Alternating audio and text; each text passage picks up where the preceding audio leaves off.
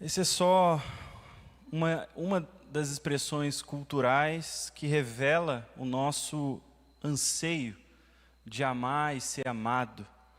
A gente deseja experimentar um amor que é maior do que a vida, e se não fosse essa canção, seria alguma outra, de algum outro artista aí, ou algum filme, ou um pedaço de uma poesia, um poema, que revela esse anseio ardente no meu e no seu coração, de amar, mas de amar de um jeito que arrebata o nosso coração, nos eleva, nos faz transcender, nos faz ir além de nós mesmos. Ecoa isso no seu coração também, né? Eu quero ler um texto junto com você, que é o texto de 1 João capítulo 2, nós vamos ler os versos 3 a 11, e nós estamos dando sequência à nossa série de mensagens nesse livro de 1 João, e nós... Iago, pode botar o slide. A gente está olhando para o livro de 1 João, deu uma bagunçada ali nos slides, para a tristeza de quem entende de slide, a Luli, designers e etc. Mas eu tentei fazer diferente dessa vez. Mas a gente está olhando para esse livro, percebendo como ele nos lança uma visão de uma vida que o Evangelho está no centro. João está o tempo todo resgatando isso. E nós já trabalhamos os versículos anteriores e chegamos hoje nesse texto, então. E eu queria ler com você, verso 3 a 11. A palavra de Deus diz assim: nisso sabemos que temos conhecido, se guardamos os seus mandamentos. Aquele que diz eu o conheço, mas não guarda os seus mandamentos, esse é mentiroso e a verdade não está nele. Mas quem guarda a sua palavra, nele verdadeiramente tem sido aperfeiçoado o amor de Deus. Nisto sabemos que estamos nele. Quem diz que permanece nele, esse deve andar assim como ele andou. Amados, não lhes escrevo um mandamento novo, mas um mandamento antigo que vocês tiveram desde o princípio. Esse mandamento antigo é a palavra que vocês ouviram. Por outro lado, o que lhes escrevo é um mandamento novo, aquilo que é verdadeiro nele e em vocês, porque as trevas vão se dissipando e a verdadeira luz já brilha. Quem diz estar na luz, mas odeia o seu irmão, está nas trevas até agora. Quem ama o seu irmão permanece na luz e nele não há nenhum tropeço. Mas quem odeia o seu irmão está nas trevas, anda nas trevas e não sabe para onde vai, porque as trevas lhe cegaram os olhos. Que o Senhor ilumine a sua palavra em nossos corações essa noite, amém? Então, gente, como eu falava a respeito dessa música e também desse texto que lança para nós mais uma vez o imperativo de amar, ser amado e viver relacionamentos com outras pessoas, a gente precisa reconhecer que sim, existe um anseio, uma fome, uma sede de amar e ser amado, de experimentar um amor maior do que a vida, mas será que a gente experimenta esse tipo de amor, gente? Será que a gente está, de fato, saciado de amor? Seja ele afetivo, relacional, amoroso, melhor dizendo, seja ele em amizades, em pessoas que a gente pertence, a gente sabe que a gente tem um lugar no coração, no ambiente familiar e até aqui na igreja, até dentro de um lugar onde é claro que existe o imperativo de amor um para com o outro. Será que a gente experimenta isso? E a gente precisa reconhecer, gente, que existe uma crise, que nós estamos vivendo um tempo de crise, porque nós não sabemos amar e ser amados, nós não sabemos, nós perdemos essa habilidade, essa capacidade de ter um coração que expressa-se em amor para com o outro de forma abnegada, como tanto o texto de 2 Coríntios 13 diz, como o poema de Camões, essa música, e o texto que nós estamos olhando aqui nessa noite. Tem um pensador, filósofo, o nome dele é Byung-Chul Han, e ele tem sido um tradutor das dores da nossa sociedade. E finalmente apareceu outro para os crentes citarem, né? Porque normalmente era só o Zygmunt Bauman. Mas aí agora a gente está com Byung-Chul Han, né? Para sempre. Enfim, até apareceu outro. Mas enfim, ele defende em um dos seus livros que algo tem minado as relações afetivas. E nesse livro ele fala do amor romântico, mas isso pode ser percebido em todas as esferas das nossas relações, especialmente na nossa relação com Deus, gente. Especialmente na forma como nós olhamos para Deus. E o que é esse problema? Nós vivemos num tempo de narcisificação do eu e desaparecimento do outro. Faz sentido isso para você? Percebe o que isso significa? Esse processo que atravessa todos os âmbitos da nossa vida, embora, sim, seja mais perceptível nas relações amorosas. E fiquem de olho, meninos e meninas que estão paquerando e deixando de paquerar, como essa dinâmica influencia as relações entre vocês. Mas isso tem a ver com mais do que apenas relações amorosas. É quando a gente se relaciona com o outro buscando versões de mim mesmo. Ao invés da gente se abrir para o mistério, a gente procura pessoas que vão confirmar a nossa autoimagem, os nossos gostos, o nosso desempenho, o nosso projeto de vida. E aí não existe possibilidade de relacionamento verdadeiro sem o outro. Não tem como, gente. Uma relação se estabelece em duas vias, não é unilateral. Não tem como. Mas nós, como sociedade, estamos operando buscando versões de nós mesmos o tempo todo. E a investida emocional, seja ela em amizade, seja ela numa vida de relacionamento com Deus, seja o próprio libido, muitas vezes ela é orientada e governada pela nossa própria subjetividade. A gente está olhando para si para enxergar o mundo, as pessoas ao nosso redor e como nós vamos nos relacionar uns com os outros. A gente tem dificuldade de estabelecer limites entre nós e o outro e a gente passa a ver o mundo como a projeção de nós mesmos. E, gente, é por isso que a gente está tão solitário nos nossos dias. Porque quanto menos relações verdadeiras a gente experimenta, mais a gente adoece na alma. A gente está adoecido na alma. A gente está solitário, a gente está depressivo. Então veja, João, quando ele escreve aqui para esses crentes, eles viviam outros desafios, eram marcados por outras crises, mas perceba, o chamado do Evangelho que vem até nós nesse texto é o mesmo. É relacional, é de relacionamentos. Porque, perceba algo, a Bíblia lida com a ontologia do ser humano melhor do que qualquer livro de antropologia, de sociologia, de filosofia, e isso fica evidente quando a gente se lança para entender o que o texto bíblico está dizendo. E a Bíblia começa o seu ponto de partida nos dizendo que existe um Deus que é relacional, que criou seres humanos que são, por serem suas criaturas, relacionais. Por serem imagem e semelhança, eles são relacionais também. E existe... Então, ó, gente, só voltando ali, esse é o título da mensagem, Aprendendo a Amar. E existe uma verdade ontológica que a Bíblia subscreve, que ela muitas vezes é esquecida. É o fato de que no coração de toda relação pessoal, interpessoal, existem leis. E é importante a gente resgatar isso, porque o texto, ele está nos falando de mandamentos, de ordenanças, e a referência aqui é para a lei mosaica. É para os livros do Antigo Testamento que a gente não gosta de ler. E que as pessoas têm dificuldade, as pessoas têm dúvidas, as pessoas têm questões profundas e significativas, e a gente tem que responder isso com calma a respeito desses livros. Mas existe uma verdade ontológica a respeito da lei de Deus, a respeito da aliança que Deus faz e da lei que Ele nos dá. Na Bíblia, a lei ela nunca é abstrata. Ela sempre envolve uma aliança.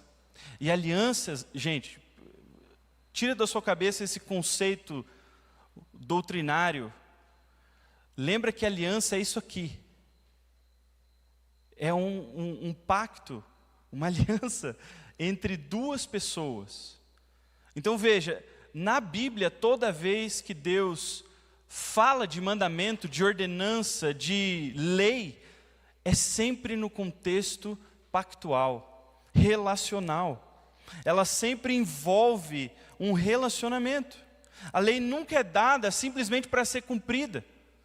Ela sempre possibilita o relacionamento, de forma que a gente pode parafrasear Jesus aqui, dizendo que a lei existe para a relação, e não a relação para a lei. Vocês estão comigo, gente? Por isso, a nossa leitura da aliança que Deus faz com o seu povo, e com esses mandamentos, ordenanças que a gente é chamado a cumprir, ele tem que ter como fim a relação com Deus. E a relação com o outro que está aí do seu lado. Olhe para a pessoa que está do seu lado aí. Não fale nada, mas só olhe.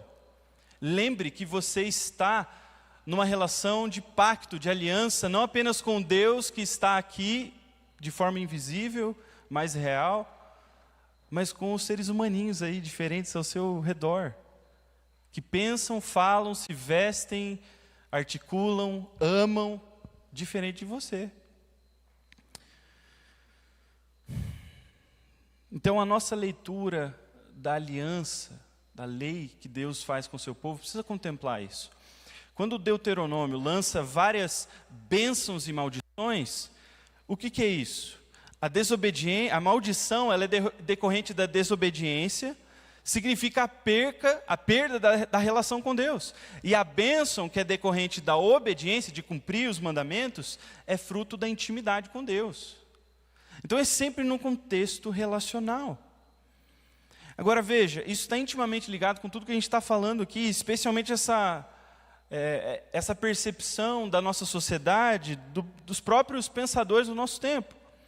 Existe uma crise de relacionamento profunda no nosso meio, a gente está imerso nisso, a igreja não está distante disso, não está, gente, isso está aqui dentro, nas nossas relações, na forma especialmente como nós nos relacionamos com Deus.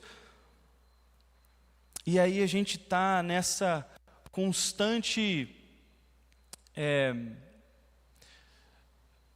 nesse constante problema onde a gente se coloca no centro de todas as relações.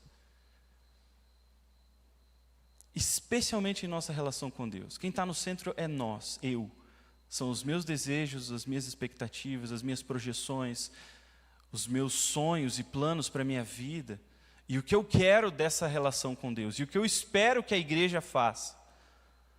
E aí de Deus vai para a igreja, porque a igreja é a expressão do nosso Senhor, e aí a gente também se relaciona com a igreja projetando coisas, esperando coisas. E se essa igreja não servir a minha família e o meu desejo, o meu projeto pessoal, então eu vou para outra. E aí a gente se queixa, por que a gente está tão solitário, tão sozinho, tão quebrado na alma, tão adoecido? Nós queremos uma relação unilateral que satisfaça os nossos anseios, expectativas e desejos. Nós não queremos considerar o outro. O outro, ele não existe. Nós não queremos que Deus imponha qualquer limite sobre a nossa vida. Não queremos que Ele diga alguma coisa sobre como a gente deve se relacionar com Ele. Nós não queremos uma relação amorosa onde a gente perde. E resgatando essa letra dessa música, a gente não quer ganhar em se apenas viver. Seja para você que tem tido dificuldade de se relacionar com Deus, o Evangelho propõe para nós uma restauração de relações, de relacionamentos. O relacionamento é desse anseio meu e seu, e de nós todos, de termos relações significativas, profundas, que marcam a nossa vida profundamente, que nos transformam, que nos fazem transcender para além de quem nós somos. O Evangelho deseja isso. Então é assim que nós vamos caminhar nessa noite. Primeiro, resgatando o imperativo do amor a Deus e do chamado do Evangelho para a gente conhecer a Deus, amando Ele profundamente. Então, João, lembrando aqui do contexto, ele estava lidando com crentes nesse momento histórico que diziam que eles conheciam a Deus, que eles eram cristãos genuínos, que ele tinha uma fé verdadeira, mas que na sua vida não expressava vitalidade. E você e eu, nessa noite, hoje aqui, nós podemos também nos reconhecermos como crentes, presbiterianos, reformados, ou qualquer outra vertente que você se reconheça aí. Nós dizemos que nós somos diferentes dos outros que estão lá fora, mas a nossa vida, ela carece, ela padece de vitalidade. Não existe vida na nossa vida, não existe diferença nenhuma, gente. Quando nós olhamos para nós, cristãos, com pessoas que estão lá fora, não existe vitalidade, não existe transformação. A gente sofre igual, as mesmas coisas. Então a gente se pergunta, qual que é a régua, qual que é o parâmetro que define uma vida verdadeiramente profunda, de relação com Deus, significativa? Será que é nós que definimos? É eu e você, é o pastor da igreja, são as figuras ilustres da história da igreja, ou os patriarcas? Quem que define e quem que diz para nós o que é amar a Deus? E muitas vezes nós achamos que essa definição ela parte de nós mesmos, porque nós vivemos aquilo que, vou resgatar aqui um filósofo cristão do nosso tempo, que deve ser muito ouvido, Guilherme de Carvalho, onde ele diz que nós vivemos num tempo de idolatria do self, do eu, né? Esse individualismo expressivista, que toma conta da nossa realidade. Antes mesmo do Bill Churran falar alguma coisa, Guilherme de Carvalho já estava diagnosticando a gente. E aí a gente faz esse movimento de achar que a gente precisa estar no centro de todas as relações. Mas o Evangelho propõe outra resposta, propõe outra alternativa. O movimento que o texto nos chama a fazer é tirar eu e você do centro da nossa vida e colocar outra coisa. E o título da nossa série é sugestivo aqui. O Evangelho precisa estar no centro da nossa vida. Então, gente, quando o Evangelho está no centro da nossa vida, o Evangelho escreve a lei divina em nosso coração. E essa dinâmica, ela aponta o tempo todo para o relacionamento com Deus. E não para a prática vazia, superficial, cartesiana ali dos mandamentos, ordenanças, da lei mosaica. O ponto aqui nunca é guardar a lei como um fim em si mesmo, porque isso sempre vai desfigurar a lei de Deus. Você tirar a lei do contexto da aliança, da relação, do pacto, sempre vai dar problema, gente. E é por isso que nós, cristãos, temos tido um testemunho tão ruim com os nossos colegas, amigos não cristãos, a sociedade como um todo, porque nós tiramos o tempo todo a lei de Deus do contexto da aliança, do contexto relacional. E isso não era diferente do tempo de Jesus. Você lembra do embate de Jesus com os religiosos do seu tempo? Eu quero resgatar aqui a parábola do filho pródigo. E normalmente nós pensamos que a parábola do filho pródigo tem a ver com o filho libertino que pegou o dinheiro do pai e vazou e gastou no mundo com todo tipo de coisa que ele poderia fazer com esse dinheiro. Mas essa parábola ela não foi dita para trazer luz para os problemas do libertino, mas sim para os problemas dos religiosos. Se você vê o texto onde fala essa parábola, você vai ver que o contexto tem a ver com os fariseus e os escribas. E aí a parábola começa: certo homem tinha 2 filhos. Como eu falei, tinha o filho libertino que faz isso, e o filho mais velho, que é o retrato dos religiosos, e às vezes é o nosso retrato, o meu e o seu, que estamos aqui arrumadinhos na igreja, sentados, ouvindo a palavra de Deus. O retrato que Jesus dá desse religioso é que ele fica indignado, ele perde a cabeça, quando ele vê a misericórdia que Deus demonstra para o irmão dele. Ele não acredita no que ele está vendo. Ele vê o seu pai dispensando de dinheiro, de recursos, para acolher esse que já tinha gastado, sem se importar com os recursos do pai. E ele fica muito bravo. E ele não celebra o retorno do seu irmão. E aí ele resmunga com o pai e ele diz: faz tantos anos que eu sirvo o Senhor e eu nunca transgredi um mandamento seu. Mas o Senhor nunca me deu um cabrito sequer para fazer uma festa com os meus amigos. Mas quando veio esse teu filho, que sumiu com os bens do Senhor, gastando tudo com prostitutas, o Senhor mandou matar o bezerro gordo para ele. Gente, esse é o retrato do religioso que desfigura a lei. A declaração do filho mais velho toca no cerne do nosso problema com a lei divina. Porque nós olhamos para a lei como um fim em si mesma, para as ordenanças e mandamentos como uma moeda de troca para com o nosso Deus. E nós queremos ganhar o que nós esperamos que Ele nos dê. Não existe relação de amor, é uma relação utilitária. É uma relação narcísica. Deus não existe na relação, Ele desapareceu. Ele desaparece e é ofuscado pelo quê? Pelas nossas expectativas, gente. Pelo que a gente acha que Ele tem que fazer, porque a gente está vivendo uma vida certinha. E esse certinho entra em muitas aspas, porque normalmente a gente pega o cristão comum e diz que se essa vida é a de um cristão comum, se eu viver isso aí está ótimo. A gente nem foi para a lei, para ver qual que é a régua que Deus estabelece. Mas a gente se vê diante de Deus e diz: Deus, mas eu estou fazendo isso, eu estou me guardando para o casamento, eu não estou ficando com todo mundo, eu estou olhando para a minha vocação querendo te servir. E a gente olha para Deus e pede, espera e anseia que Ele nos dê exatamente o que a gente quer. Deus sumiu nessa relação. Essa é uma relação narcísica, gente. A gente está projetando a nossa imagem. Mas o caminho do Evangelho aqui é qual? É nos lembrar que o Deus que nos criou relacionalmente, que anseia por isso, que nos fez como seres que anseiam por isso, Ele se revelou na sua palavra.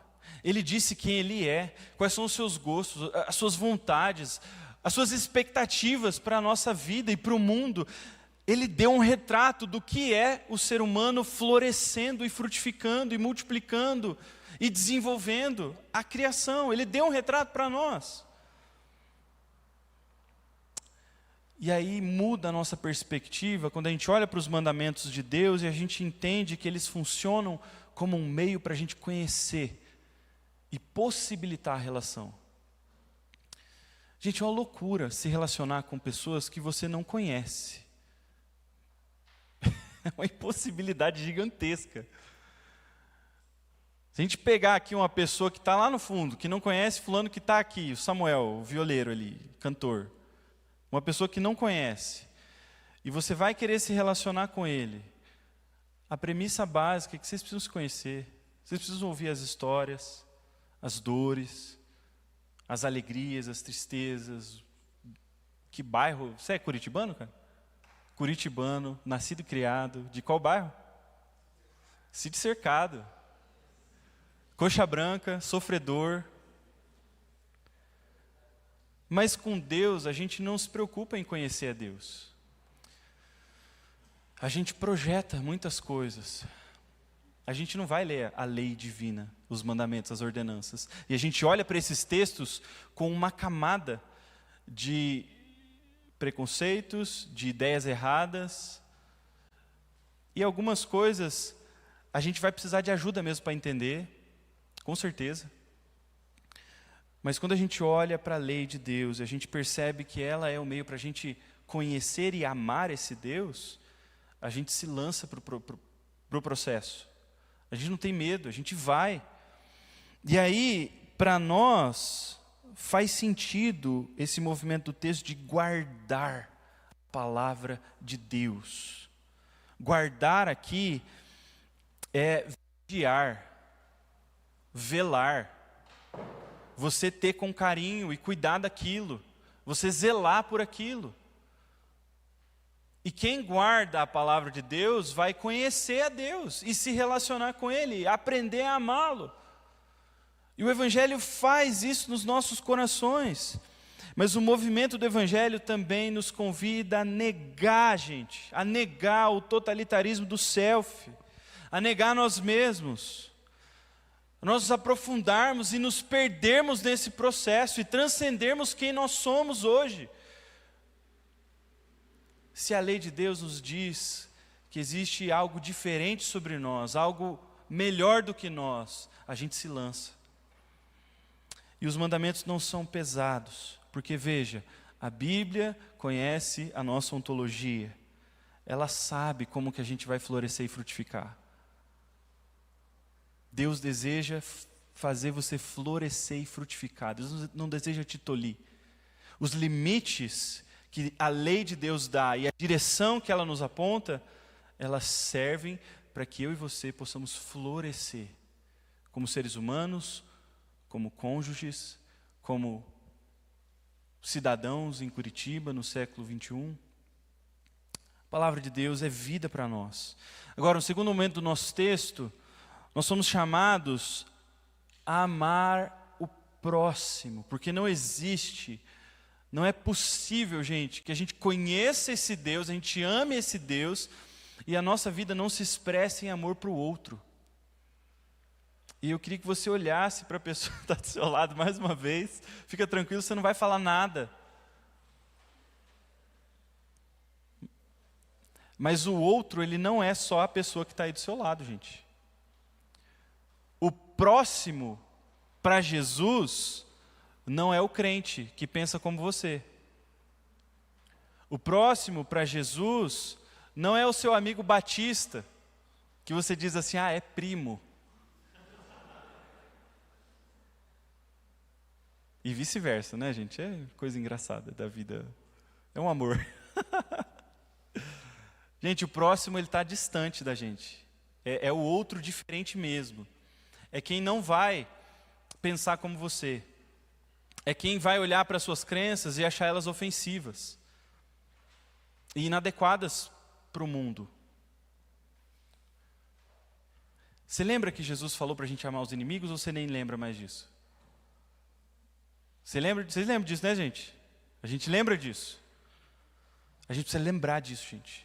Porque o amor ao próximo, ele não se limita a aqui esse círculo seguro de pessoas que a gente conhece, que a gente sabe assim que não tem um pecado assim extravagante. A gente é chamado para amar o próximo. E isso, dentro do nosso texto, a gente tem falado que isso aqui é o teste moral e social. Lembra? Na primeira mensagem a gente abordou como que João, ele sempre está lançando três testes para nós. Primeiro, o teste doutrinário, para saber se a gente conhece a verdade. A verdade, ela não é aleatória, ela não é uma coisa para você, uma coisa para mim, ela é revelada em Jesus Cristo, nas Escrituras. A gente tem o teste moral, que tem a ver com o fato da gente guardar os mandamentos de Deus e viver uma vida que reflete a sua santidade, a sua pureza, a sua bondade, a sua justiça, a sua beleza. E a gente tem o teste social, que tem a ver com a forma como nós nos relacionamos com o outro, com o próximo, com o diferente, com o irmão crente, mas também com o irmão não descrente, que pensa diferente de nós.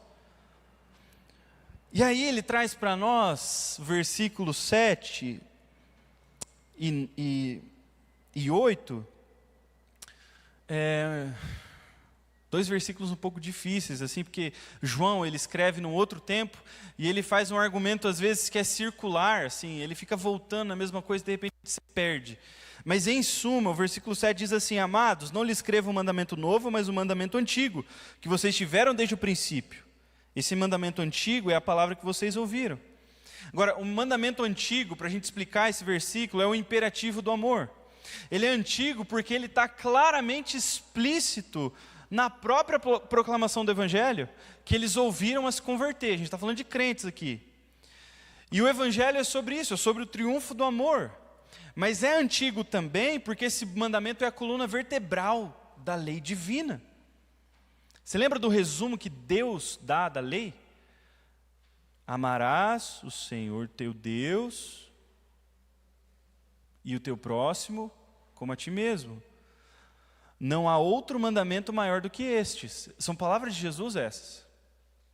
Então ele é antigo porque lá em Deuteronômio, lá no Antigo Testamento, já ficou claro que a gente deveria amar o nosso semelhante, por mais diferente que ele pareça de nós. Agora o versículo 8, ele parece contradizer, mas não, tá? Versículo 8. Por outro lado, o que lhes escrevo é um mandamento novo. Aquilo que é verdadeiro nele e em vocês, porque as trevas vão se dissipando e a verdadeira luz já brilha. Agora perceba, não é um mandamento diferente aqui.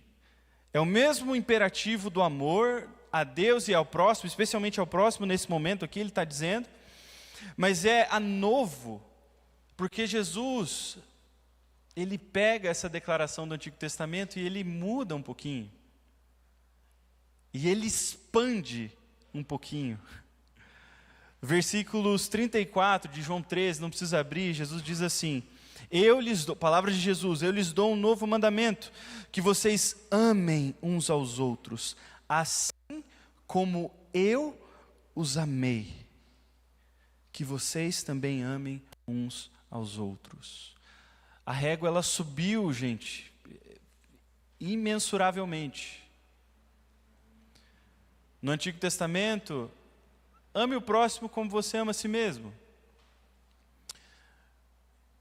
Mas aqui, com o Evangelho, com a manifestação do nosso Senhor Salvador Jesus Cristo, Ele nos chama a amar uns aos outros como Ele nos amou. E é novo também, em extensão, porque Ele não se limita àqueles que nos amam.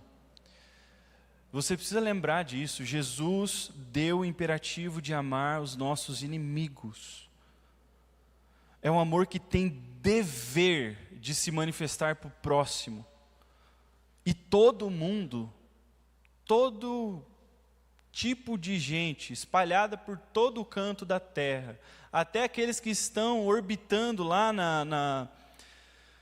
naquele negócio lá que eu esqueci o nome. Isso aí, vocês entenderam. Até aquelas pessoas, gente, que estão bem longe de nós. A gente tem o dever de amá-los. A parábola do bom samaritano, ela tem a ver com isso. Se você não lembra dessa parábola, depois você pesquisa aí no ChatGPT, parábola do bom samaritano, o que ela diz? Aí você vai ver. Ela tem a ver com o fato de que Jesus nos lança para amar como um dever o nosso próximo. E é novo também, porque é um sinal da nova criação que já começou em mim, em você, no mundo. Quando Jesus ressuscita dentre os mortos, Ele faz raiar o sol de um novo dia. E Ele traz esperança para o solitário, para o perdido, para o marginalizado que está lá longe, para aquele que não sabe amar como eu e você. E aí Ele é novo porque Ele possibilita para nós um tipo de amor que é sacrificial, que não é mais narcísico, que não apaga o outro. Isso já começou a ser possível, porque Jesus deixou isso muito claro. Então, olhando para o meu coração, a luz já começou a dissipar as trevas aí? A luz já começou a ensinar que você não vai perder se você negar a si mesmo no processo de amar outras pessoas? A luz já começou a te mostrar que uma relação com o outro não precisa ser centrada nas suas expectativas e nos seus desejos para essa relação? Pensa num segundo nas amizades que você cultiva, seus amigos. Por que você buscou ser amigo dessas pessoas? Veja, é muito fácil, gente. Todos nós buscamos o outro como uma expressão de uma busca por nós mesmos. Nas nossas relações, a gente está olhando para o espelho. E funciona isso, gente? Às vezes sim. Porque a gente não é tão diferente assim um do outro. Por mais diferentão que você pareça, tem gente muito parecida com você no mundo. Seja de estilo de roupa, de tatuagem, de o que for, como você se expressa. Então, às vezes isso funciona, mas muitas vezes não. E especialmente quando a gente fala de relação amorosa. As fraturas de você buscar apenas aquilo que você vê em si mesmo, isso vai revelar. Isso vai ser desastroso. É por isso que talvez você ainda não tenha se encontrado aqui no seio da igreja. É por isso que há muitos vivendo relações centradas em si mesmos, em panelinhas fechadas, onde a relação funciona. Mas é uma panela, é fechado, só cabe vocês e os seus iguais. O diferente, ele não pode entrar, não tem lugar. É por isso que individualmente você não está disposto a ir para com o outro, aberto a negar a si mesmo nessa relação. E veja, gente, a gente não está falando de coisas que estão lá fora. Isso aqui está aqui dentro. Está impregnado nas nossas relações, na forma como a gente vive igreja. A gente é muito, muito, muito autocentrado, egoísta, mesquinho. A gente é narcísico, gente. Lembra o que Jesus falou sobre os seus discípulos? Sobre como eles seriam reconhecidos que são seus discípulos? Ele disse no versículo 35, do mesmo capítulo que a gente leu, do capítulo 13, melhor dizendo. Ele diz assim: nisto todos conhecerão que vocês são meus discípulos, se tiverem amor uns aos outros. Existe amor, gente, mas existe amor próprio demais. A gente está impregnado, a gente está morrendo afogado de tanto amor próprio. E aí a gente normaliza o que João escreve nos versículos 9 a 10. Nós estamos cegos e surdos, insensíveis às necessidades das pessoas que estão bem perto de nós. Nós estamos com o olhar ofuscado com a visão de nós mesmos. Quando a gente olha para o outro, a gente só consegue ver nós mesmos, as nossas projeções.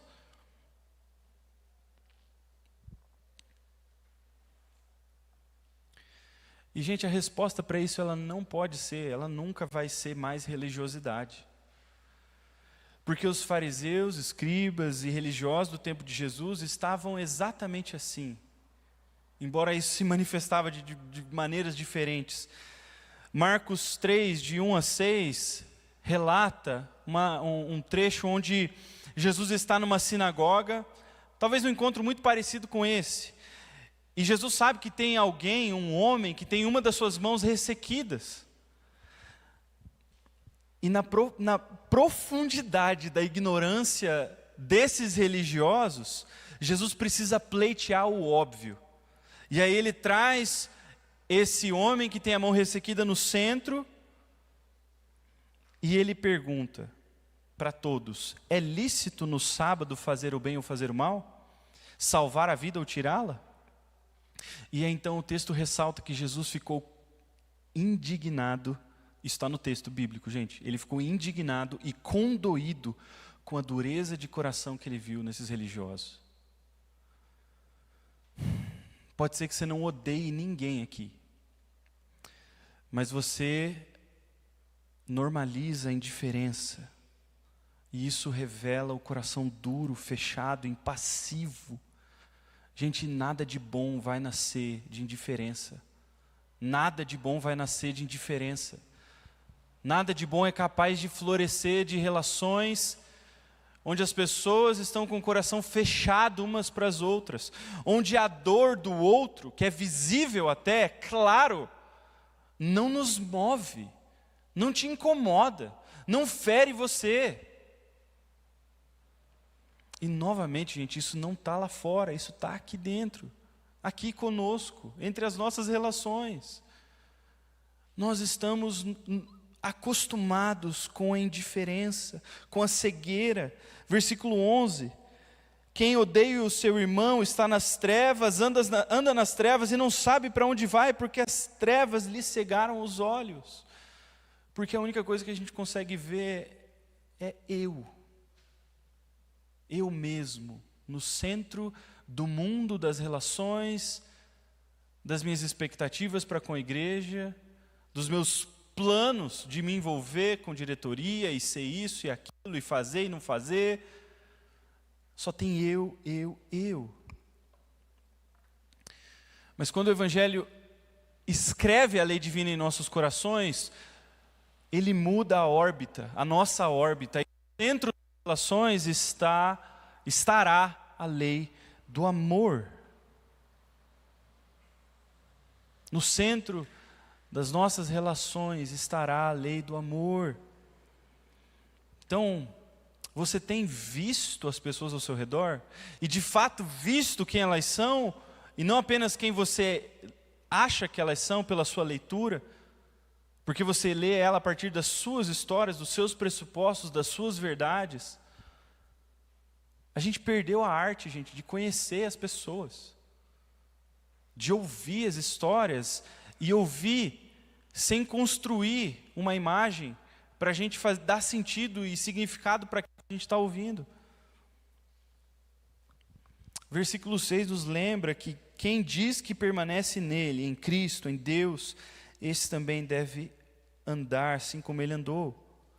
E Jesus nos amou, gente, quando nós não tínhamos nada dele. Jesus nos amou quando nós éramos seus inimigos. Jesus nos amou quando ele não podia lucrar de nenhuma forma conosco. E o convite do Evangelho sempre será para que a gente ame o outro sem projetar nós mesmos nessa relação. Quem tem que estar no centro é a lei do amor. E o amor aqui é um amor sacrificial, gente, é um amor ágape, que João expõe nessa carta o tempo todo. Agora, por fim, gente, diante de todos esses imperativos explorados aqui, que são padrões elevadíssimos, a gente precisa nos perguntar: como que a gente consegue viver? Como é que a gente sai dessa armadilha do eu nas relações? Como é que a gente ama a Deus? Como é que a gente se abre para a possibilidade de conhecer a Deus e deixar Ele dizer coisas para nós que vão de encontro e colidem com o que a gente acha que a gente é, com a identidade que a gente moldou com as nossas experiências quebradas, ruins? Como que a gente olha para o outro e considera que eu devo amá-lo e devo acolhê-lo como ele é e devo não projetar a minha imagem nele, mas amar perdendo nessa relação?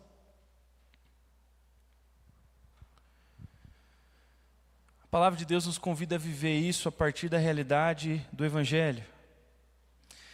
E quando nós estamos falando aqui desses mandamentos, da lei divina, a gente precisa lembrar que isso tudo é um resumo da lei, gente. Quando Jesus foi perguntado qual era o maior dos mandamentos, ele diz: ame o Senhor seu Deus de todo o seu coração, de toda a sua alma, de todo o seu entendimento. Este é o grande primeiro mandamento, e o segundo, semelhante a este, é: ame o seu próximo como você ama a si mesmo. E aí ele diz: desses dois mandamentos dependem toda a lei e os profetas. E nós esquecemos de uma parte crucial nesse processo, que eu e você, nós não conseguimos cumprir a lei divina. Esse padrão, ele está além de nós, gente. Está tão fora e distante, inacessível por nós, que se nada tivesse acontecido na história, a gente nunca ia saber como viver essa lei divina. Esse resumo da lei de amar a Deus e o próximo. A história de Israel é a história da tentativa e do erro em relação aos mandamentos divinos. Eles foram exilados como nação, gente. Eles perderam o seu lar, a sua terra, e foram enviados para a Babilônia, porque eles não cumpriram a lei divina. Eles não conseguiram viver o padrão divino. E a gente precisa entender de uma vez por todas que não existe esperança para nós sem o Evangelho. Não existe esperança para amarmos a Deus e ao próximo sem que Deus faça algo na nossa história, em nosso coração. E é por isso mesmo, gente, que João está resgatando a centralidade do Evangelho. Veja, essas comunidades para as quais ele mandou essas cartas, eles já eram crentes, eles já haviam crido como nós. Mas no processo, na vida, a gente deixa para trás o Evangelho. A verdade essencial de quem Cristo é e o que Ele fez no nosso coração e na história. E aí a gente caminha com a própria força, com o próprio entendimento, com a nossa interpretação da realidade, da vida, das coisas. E a gente sente a dificuldade, Porque não dá para viver a vida cristã, gente. Se você acha que você está vivendo a vida cristã, sem o Evangelho, você precisa rever o que é a vida cristã. Porque não tem como, é impossível você amar a Deus e o próximo dessa forma, completamente, perfeitamente, sem o Evangelho. Os crentes aqui, como nós esquecemos que a fonte da vitalidade da nossa fé, da nossa vida cristã, é o Evangelho. E é por isso que eles pararam de amar a Deus, e aqui João tem que confrontar o fato de que eles não estavam amando a Deus, embora eles estavam dizendo que estavam amando. Por isso que eles normalizaram o ódio, a indiferença, e por isso que João tem que resgatar isso. E por isso que nós precisamos resgatar vez após vez. Assim é conosco, tanto individualmente quanto coletivamente, gente. Toda vez que a gente tira o Evangelho do centro, a vida cristã, ela se desfigura, ela quebra, ela se fragmenta, ela vira um bicho de 7 cabeças que ninguém consegue entender direito, que ninguém consegue viver, e que não é atrativo para quem está de fora. Não faz sentido, gente, para as pessoas que estão fora, uma vida cristã sem a vitalidade do Evangelho. A religiosidade, ela não é atrativa, gente, para as pessoas que estão lá fora, nas portas afora da igreja. Para os seus amigos do seu ambiente universitário, do seu ambiente de trabalho, não é atrativo, gente. A vida cristã sem a vitalidade do Evangelho, ela é destituída de beleza. E muitas vezes nós nos satisfazemos com um evangelho mesquinho, moralista, impregnado de ideologia política conservadora, que não gera vida, que não gera transformação, que cria muros onde devia haver pontes. Na vida cristã, nós tiramos o Evangelho do centro e colocamos um monte de coisa que parece muito bom, gente, mas não é. Porque só o Evangelho pode gerar transformação genuína do seu coração e do meu coração. E das pessoas que nós olhamos e a gente pensa assim, cara, como que essa pessoa vai se converter? Porque ela pensa diametralmente diferente de mim. Ela está num outro espectro das ideias. Não existe verdade, não existe Deus, não existe certo e errado. Gente, como é que as pessoas vão ouvir a mensagem do Evangelho e ser atrativo se a gente oferece religiosidade? Se a gente não oferece vida, senão a gente não oferece vitalidade. Nós vamos resgatar o que é o Evangelho, gente. Precisa estar na ponta da nossa língua aí, queimando em nosso coração o que é o Evangelho de fato e o que não é. A gente precisa resgatar a verdade do Evangelho. E o Evangelho, gente, se você não tem uma definição pronta aí no seu coração, na sua mente, na ponta da sua língua, fique com essa. O Evangelho é o Deus encarnado, que era desde o princípio, mas que veio até nós. Nós ouvimos, nós tocamos. E Ele morreu por nós numa cruz e ressuscitou ao 3º dia. Isso é o Evangelho. O que nós fazemos com isso não é o Evangelho. As obras de misericórdia da igreja não são o Evangelho. Os frutos do Evangelho não são o Evangelho. O Evangelho, ele está fechado e ele é aquilo que Jesus fez. E é por isso que ele tem poder para salvar. É por isso que ele é belo. Por isso que ele é atracional. Porque ele nos dá uma visão de um Deus que morreu pelo seu povo, quando o seu povo não o amava. Ele nos dá a visão de um Deus que, embora tivesse tudo e vivia numa relação perfeita entre Deus Pai, Deus Filho e Deus Espírito Santo, Ele decidiu se esvaziar, vestir a nossa roupa, andar no nosso chão, fedido, feio, cheio de barro, sem saneamento básico, comendo comidas ruins. Ele decidiu vir até nós, gente. Isso é atraente, isso tem vida. Porque essa mensagem, ela contempla o fato de que Jesus morreu por mim e por você, não apenas como um exemplo a ser seguido. E é aí que a gente erra muitas vezes. Porque nós olhamos para o Evangelho e a gente pensa assim, é uma boa mensagem, e eu preciso fazer o que Jesus fez, né? Essa não é a vida cristã. A vida cristã não se limita à imitação de Cristo. A vida cristã é Deus matando a sua morte, inserindo você no corpo místico de Cristo. E é místico porque a gente não sabe como que isso acontece. A gente só sabe que isso acontece e o batismo é sinal disso. Nós morremos e ressuscitamos com Ele. Você quer uma imagem disso? João 15 nos lança uma imagem poderosa de Jesus sobre o que é isso. Ele diz, João 15, versículo 5, eu sou a videira verdadeira, vocês são os ramos. Quem permanece em mim e eu nele, esse dá muito fruto, porque sem mim vocês não podem fazer nada. Gente, precisa ficar claro para nós, o Evangelho não nos convida a tentar de novo. Não nos convida a tentar com mais força e se esforçar mais uma vez e correr atrás mais uma vez. O Evangelho nos convida a um relacionamento profundo. A relação é pactual, gente. É aliança. Toda vez que nós tomamos do pão e bebemos do cálice, nós estamos anunciando que nós estamos renovando a nossa aliança com quem? Com Cristo. Que foi quem derramou o seu sangue, que foi quem deu a sua carne para ser esfarelada ali na cruz, para ser marcada ali na cruz. E é isso que nos dá vida. A gente não pode, gente, viver cortado de Jesus, de uma relação com Jesus, e esperar que exista vida em nós. Não tem como.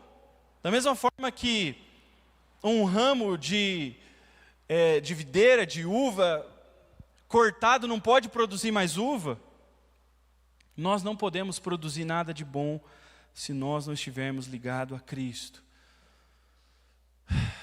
Por isso que o Evangelho precisa estar no centro do nosso coração, na nossa vida, gente. Porque o Evangelho nos lembra que a nossa vida vem de Jesus, ela depende de Jesus. E veja, Jesus, no meu e no seu lugar, não apenas morreu numa cruz, numa morte terrível, mas Ele viveu 33 anos cumprindo o que à risca?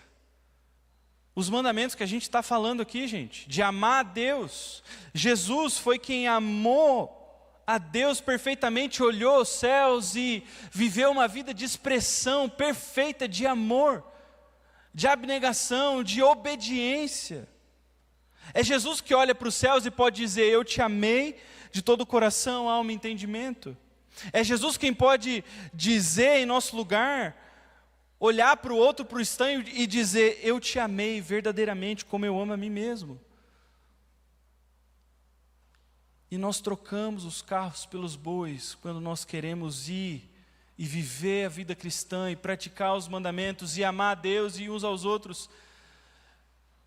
Sem o Evangelho, sem a verdade essencial do Evangelho, sem a realidade da nossa relação profunda com Cristo. Então, se a gente quer aprender a amar, a gente precisa botar o Evangelho no centro da nossa vida. É em Jesus, gente, que nós conseguimos amar e ser amado, e como a gente tanto deseja, como a gente tanto aspira, quanto a gente tanto anseia.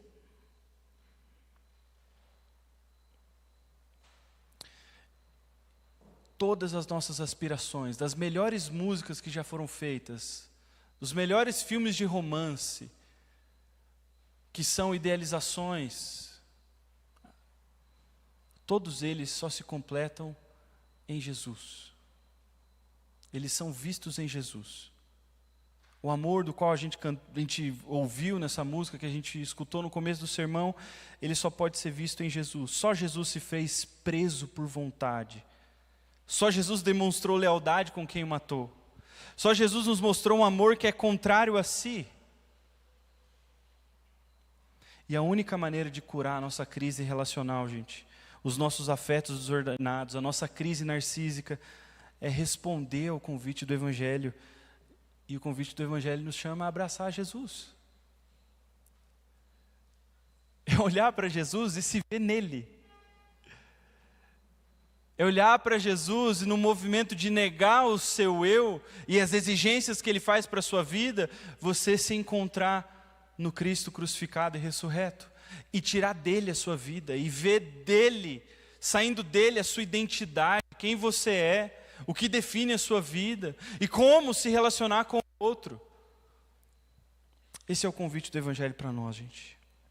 Seja qual for a dor que você está sentindo, Jesus é a resposta real e suficiente para curar o nosso coração e nos habilitar para uma vida de amor profundo, significativo. Seja com Deus, seja uns com os outros, seja em uma relação amorosa.